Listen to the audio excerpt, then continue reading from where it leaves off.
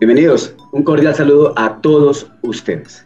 En nombre de la Corporación Universitaria Minuto de Dios Uniminuto, para todo el mundo, estamos nuevamente en este espacio, Hablemos de Ciencias.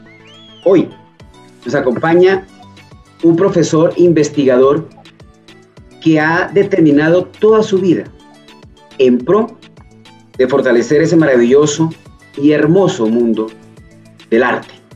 Está con nosotros el maestro Hugo Noel Santander Ferreira, maestro en cine y medios audiovisuales, quien nos acompañará hoy para hablar sobre la importancia que tiene la temática de la artística en los proyectos en todo el mundo. Maestro Hugo, es un placer que nos honre hoy acompañándonos. Muchas gracias. Bienvenido. Muchas gracias, Oscar, por la invitación. Muy contento de estar aquí con usted, dirigiéndonos a la comunidad de Uniminuto justo después de la aceptación del padre García Herreros para su beatificación.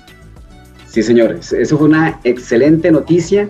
Primer paso ya que nos honra el Papa Francisco para que nuestro padre fundador, el padre Rafael García Herreros, inicie ese proceso de beatificación. ¿Qué más, maestro Hugo?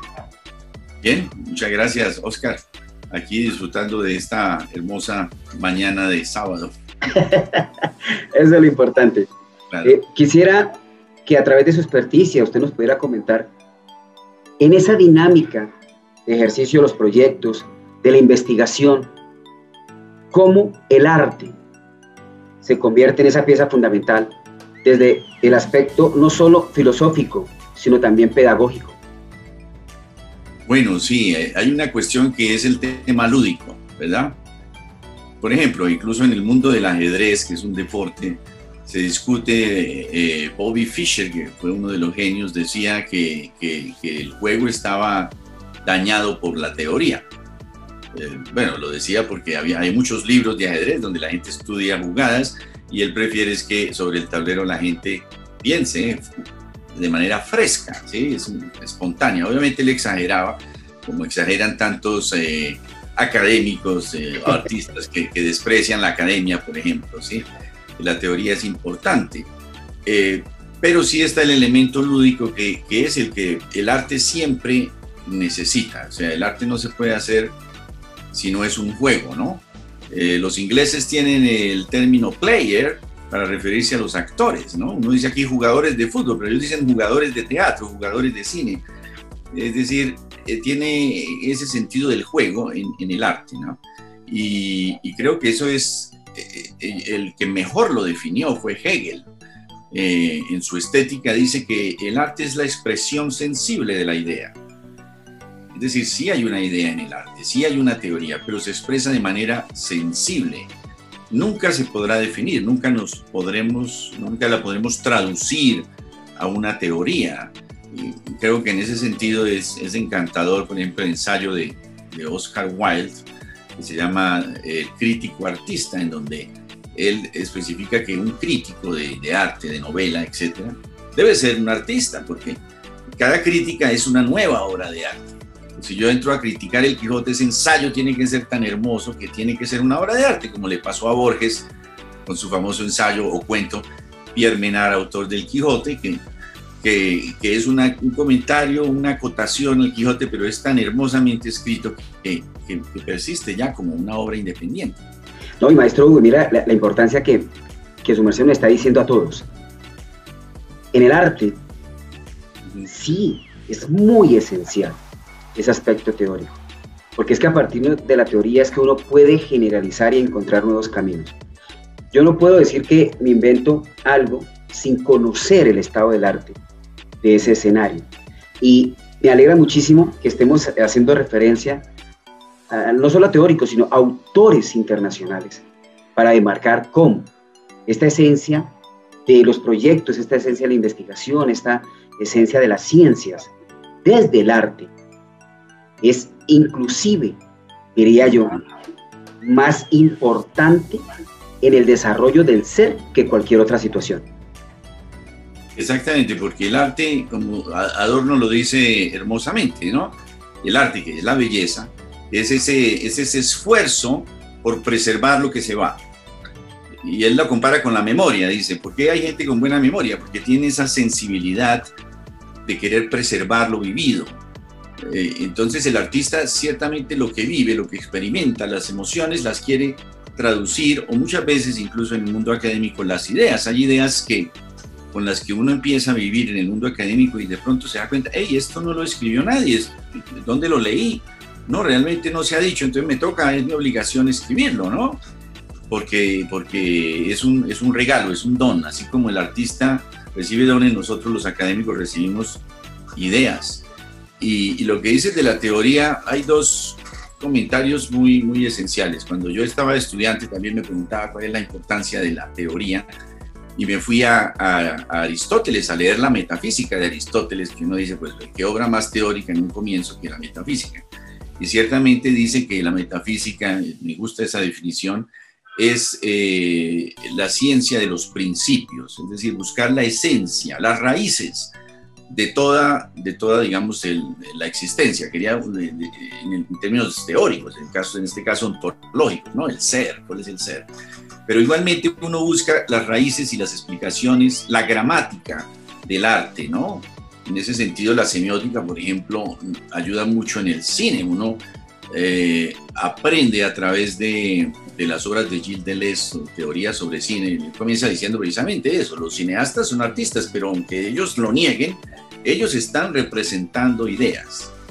Y él comienza a analizar las ideas y comienza a sacarlas de una manera admirable. Porque, por ejemplo, encuentra que el cine de Luis Buñuel, que es Susana, que es una película de una mujer que seduce al padre y al hijo, es terrible. México.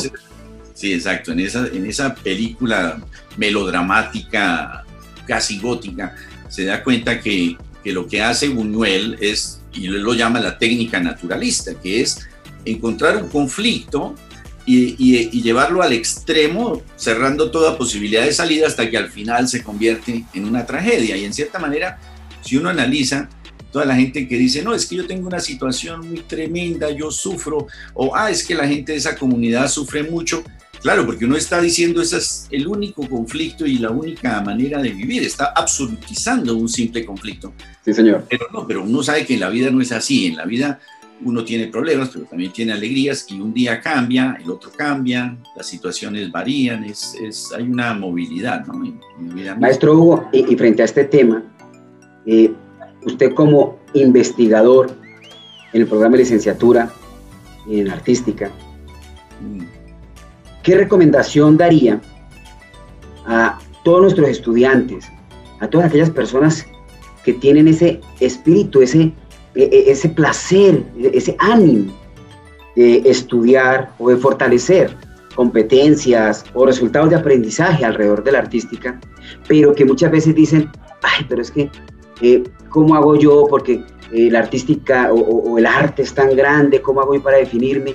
¿Y cómo encuentra uno ese camino para definir realmente uno en qué es bueno? Es realmente muy difícil en el arte encontrar esas habilidades.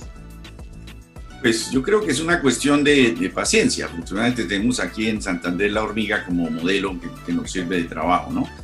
Entonces ella lleva un granito, pero al final se da cuenta uno que hay un gran nido. Entonces uno tiene que organizarse. Por ejemplo, si yo soy un escultor, si a mí me interesa la pintura y la escultura, pues yo tengo que, a pesar de que yo tengo el talento, que yo puedo jugar, pues me toca ir y buscar un libro de historia del arte, de historia de la escultura y la pintura, y leérmelo, porque eso es como un atlas, ¿no? Es un mapa, y uno se va interesando, hay estos autores, esto le pasó a este otro autor, entonces uno como que va después pensando en cuáles investigar. Entonces voy a investigar estos tantos, empieza uno a encontrarle la belleza al pasado. Es como los libros, ¿sí? Uno tiene que encontrarle la belleza a cada libro para poder disfrutarlo. Pero si uno piensa que el libro es pesado, esa frase que nunca me gusta, es que yo me quemé las pestañas. Yo llevo 52 años leyendo y nunca me he quemado una pestaña. Entonces creo que son actitudes negativas que niegan la belleza, porque el mundo está lleno de belleza. la música clásica a mí no me gustaba a los 17 años. Yo dije, no, hay que encontrarle la belleza, y me obligué a escucharla todos los días hasta que le encontré la belleza. ¿No? Entonces, eso lo aprendí de un superviviente de Auschwitz, ¿no? que le decía que de niño les daban sopas de cabeza de pescado, y como pues obviamente en Europa nunca la cabeza de pescado es considerada un alimento, había mucha gente que se moría de hambre porque no eran capaces de comerse los ojos del pescado. Pero este niño dijo que él le encontró la belleza a la cabeza del pescado y se comió los ojos. Ese niño después hizo un libro que se llama El poder de la intención. Esos libros donde demuestra que si uno se propone algo lo logra, en la línea de Paulo Coelho y todo eso. Entonces ha sido un bestseller, y es una de las anécdotas que cuenta en uno de esos libros, que tuve una vez una curiosidad de leerlo, ¿no? Maestro, usted que ha conocido varios países a través de su profesión, de su experticia, ¿qué nos puede decir sobre el aspecto de investigar en el arte o investigar para el arte, para lograr, no sé, producir guiones, producir videodocumentales, inclusive una pintura? ¿Qué tan importante es para el ser humano como investigador? Porque es que a veces encasillamos que el investigador es solamente aquel que está en un laboratorio, ¿no? Aquel que tiene bata, aquel que tiene instrumentos de laboratorio, pero investigadores somos todos, absolutamente todos, desde que por la mañana nos preguntamos, bueno, ¿qué voy a hacer? Sí. A partir de ahí, pero con esa visión que tiene usted internacional, ¿ha encontrado alguna diferencia en el proceso investigativo en el arte? Pues curiosamente, sí, desde luego las universidades siempre han mirado las artes, o las acostumbraban a mirar. Por ahí tengo un libro de John Stuart Mill, que se llama... ¿El economista John Stuart Mill? Sí, no, pero es un sociólogo. También fue sociólogo. De apellido Mill, de los años 60, pero él escribió un libro precisamente en donde él hablaba de que las universidades en Estados Unidos estaban siendo totalmente regidas por ingenieros y doctores. Esos eran los rectores, y no había cabida, nunca había habido un artista. Eso era en los años 60. Entonces, las consideradas ciencias puras. Sí, exacto. Entonces las universidades americanas reaccionaron, y ellos alternan los rectores, cambian de uno de las ciencias puras a uno de las artes. Y eso ha dado muy buenos resultados, porque las universidades, por eso es que son las mejores del mundo, han encontrado un dinamismo donde se le da importancia al arte. Nosotros somos todavía un país muy tecnocrático, a pesar de que decimos, sí, la economía naranja, no sé qué, no vemos que un artista se lance a la presidencia y lo acepten, ¿verdad? Porque no, como que está muy... es menospreciado en cierta manera el arte. Y lo digo porque en Estados Unidos, decías de la investigación, allá no solo están las becas del gobierno ni las becas de la universidad, sino que hay muchas becas de gente privada, millonarios que donan millones de dólares para que la gente investigue, haga arte, haga ciencia, etc. Entonces, era normal, una docente mía un día llegó, me acaba de salir una beca por $1 millón para hacer un documental. Entonces, es lo más normal allá que la gente tenga posibilidades de vivir del arte a través de los incentivos privados. Nosotros, como somos un país donde no viven tantos millonarios, pues, y los millonarios que viven son mezquinos, entonces nos toca vivir, ¿no? de los fondos públicos, y eso crea una asfixia. Debido precisamente a ese círculo vicioso de que no se aprecia el arte, no hay fondos para el arte. Si la gente apreciara el arte, si la gente se sensibilizara hacia el arte, eso es un trabajo que hay que hacer desde los niños, pues podríamos tener una sociedad como en París, o Londres, o San Petersburgo, o hablemos aquí de Buenos Aires, donde todos los días la gente sale o a teatro o a música, y como salen, entonces pagan y se incentiva, ¿no? Y las empresas privadas están constantemente comprando conciertos y comprando actividades para sus clientes, ¿no? De acuerdo, maestro Hugo. Aquí hay algo importante que sí, para todos aquellos que nos ven. El maestro Hugo ha tenido un privilegio que muchos nos gustaría tener, porque el maestro Hugo al día de hoy tiene toda la facultad para decir con argumentos cómo ha sido el proceso, no solo en Europa, y cuando hablo de Europa estoy hablando, como lo ha manifestado el maestro Hugo, Francia, Inglaterra, España, sino también en Estados Unidos, pero igualmente en Latinoamérica y Sudamérica, porque el maestro Hugo ha sido parte, no solo en su espacio académico de formación, sino también de productor, también de ese consenso que ha tenido con otros compañeros, otros colegas de él en el mundo del arte, de la cultura, por así decirlo mejor, que la cultura pues es un abanico que reúne básicamente todas esas áreas. Maestro Hugo, usted desde su experticia, ¿quién nos puede decir a todos nosotros que somos, digámoslo así, fan de la cultura, fan del arte, que nos ilusiona, así como usted lo dijo ahorita, escuchar un muy buen Bach, un muy buen Wagner, un muy buen Chopin, no sé, pero igualmente nos agrada también conocer cómo es que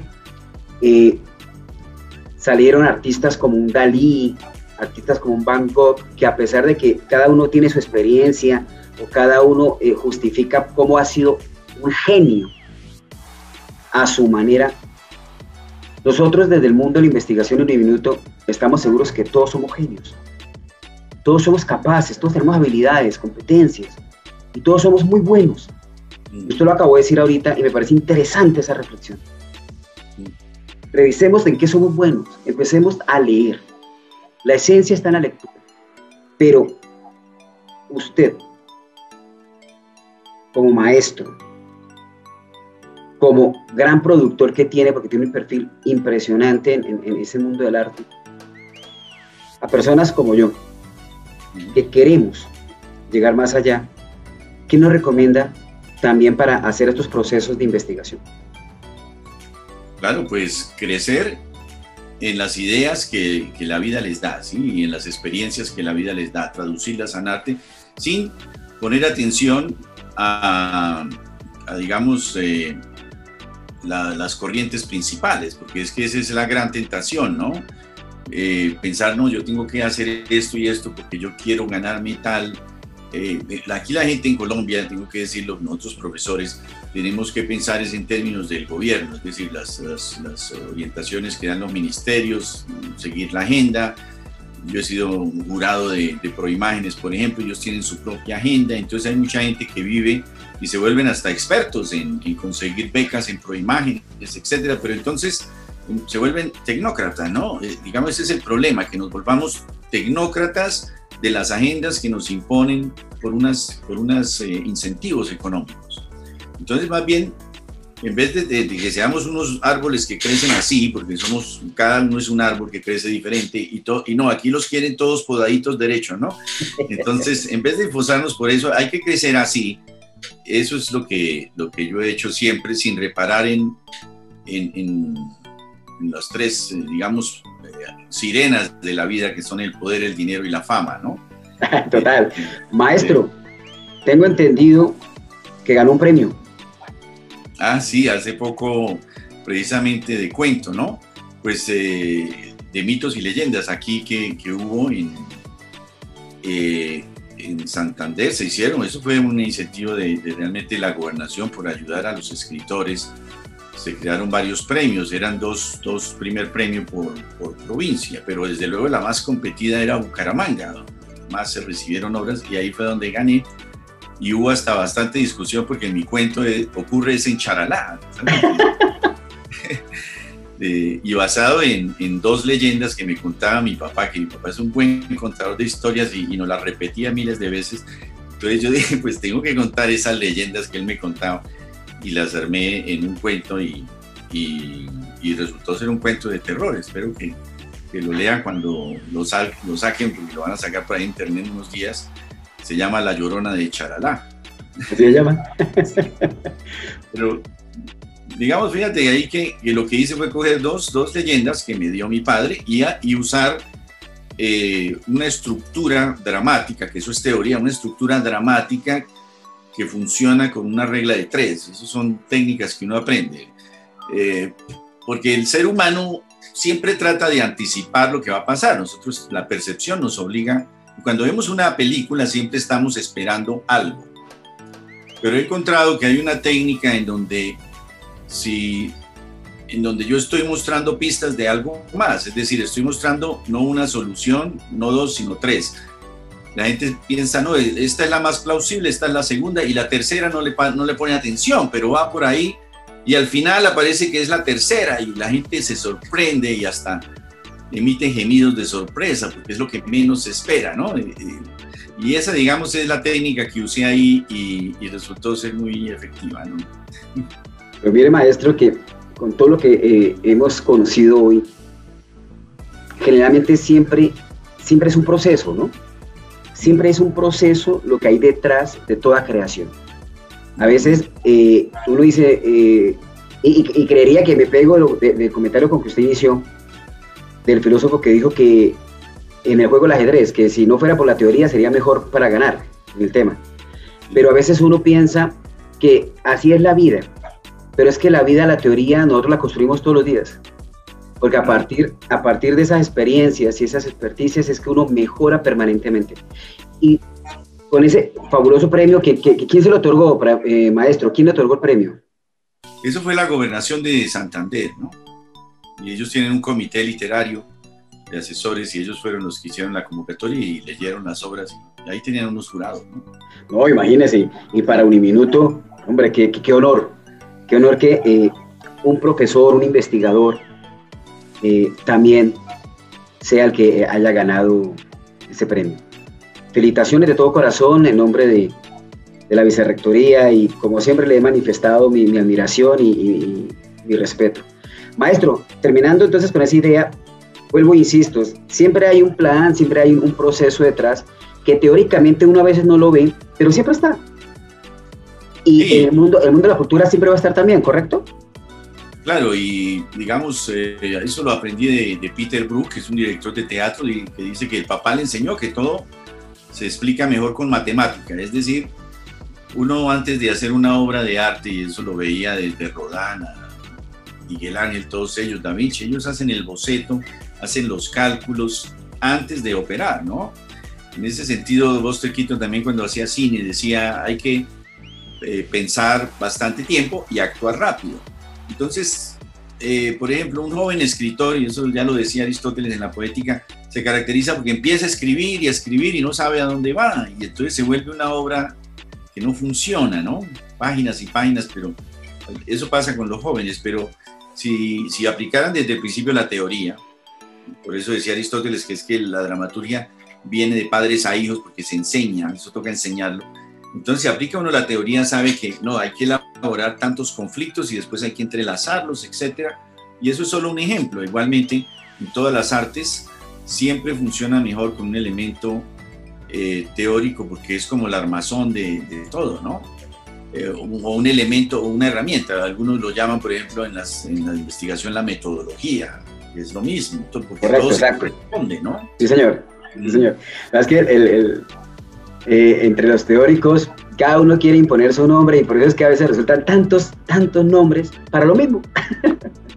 Pues eso, a mí me gusta eso de Schopenhauer, que muy melancólicamente en una página decía que el artista le llevaba ventaja al filósofo, porque el filósofo, sí, lo que tú dices, pretendía que su modelo fuera el último y definitivo, pero llegaba otro y lo cambiaba.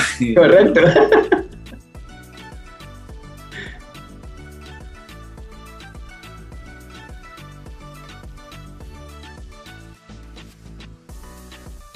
A ver, no, es que se fue un no, está listo, no, totalmente de acuerdo, maestro. Sí. Totalmente de acuerdo. El artista, en cambio, no, el artista, y eso es lo que me gusta del arte, que el artista un día simpatiza con un asesino y al otro día hace una tragedia de un asesino, que qué drama, pobrecito, como surgió de niño. y al otro día hace una comedia donde muestra lo ridículo que ha sido ese mismo personaje. Es decir, muestra la comedia y la tragedia, ¿no? Las dos caras, porque al fin y al cabo eso es lo que entiende la gente del teatro, y por eso ha habido tanta desconfianza histórica hacia los actores, ¿no? Que ellos disfrutan tanto la alegría como el sufrimiento.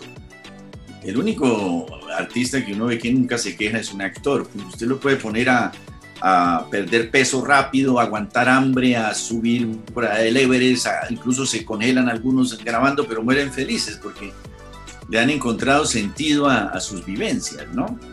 Claro, y ahí donde uno después empieza a analizar cada labor, cada ejercicio, cada compenetración que hace el actor con su personaje o su rol, pues lo convierte prácticamente como si fuera el mismo, ¿no? Y por eso hemos encontrado también en la vida cotidiana escenarios en donde presentan como un actor, una persona de carne y hueso, interpretando a alguien ficticio, llega a tener escenarios psicológicos del mismo personaje que está interpretando, ¿no? Sí, digamos, esa es la herencia del Actors Studio, ¿verdad? La famosa experiencia de Marlon Brando, ¿de qué? De Sir Lawrence... sí, Lawrence, ¿cuál era el protagonista de Hamlet, el famoso Sir Lawrence Olivier, con Dustin Hoffman, ¿no? Que se encontraron en la Marathon Man, que es la película donde ellos trabajan, y llegó Dustin Hoffman todo adolorido y trasnochado. Pero ¿qué le pasa? No, es que estoy preparando mi personaje y no he dormido en 3 días. y Sir Lawrence Olivier le dijo, pero usted también puede actuar, ¿no? Porque claro, se lo toma de que hay que interpretar. Claro, total. Pero el otro, Sir Lawrence Olivier, desde la escuela y él dice, yo represento, yo actúo, yo puedo sufrir, pero yo sigo siendo aparte otra persona, ¿no? Es decir, crea como ¿no? Entonces, eso depende de la personalidad, ¿no? Ciertamente Vivien Leigh terminó en un manicomio después de, cuando se llamaban todavía manicomios, después de grabar un tranvía llamado Deseo, donde la protagonista es enviada a una casa de esas. Entonces, se dice eso también de Bolívar, el que trabaja acá, pero yo creo que eso es por las personalidades de los actores, no realmente por otra cosa. Hay gente que también puede terminar con problemas mentales siendo arquitecto, etcétera, ¿no? Entonces, siendo investigador. A mí me causó, lo que tú dices, es cierto, porque me causó impresión una vez que salía de Girardot a Bogotá y pasamos por un pueblo, creo que es Facatativá, no sé, que hay muchas casas de reposo. Y me contaba el conductor que eso está lleno de profesores. Entonces, bueno, pues eso fue una anécdota, ¿no? Pero miremoslo del lado positivo, ¿no? Porque igualmente sí, hay que manifestar que todos tropezamos algo, igualmente todos somos profesores. Entonces, sí, claro, el camino es qué tan buen ambiente me genero.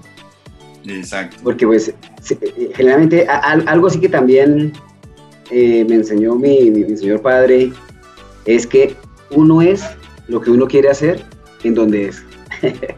Lo que dices precisamente es lo que me inspiró en la vida, que fue la filosofía de Schopenhauer, que la leí a los 16, 17 años, porque Schopenhauer creía, y fue Borges el que me llevó allá, pero Schopenhauer creía que la esencia de la vida no la conocemos, y la esencia de la vida es lo que nos mueve todos los días a ser lo que somos. Es decir, si una persona es mendigo es porque siempre quiso ser mendigo.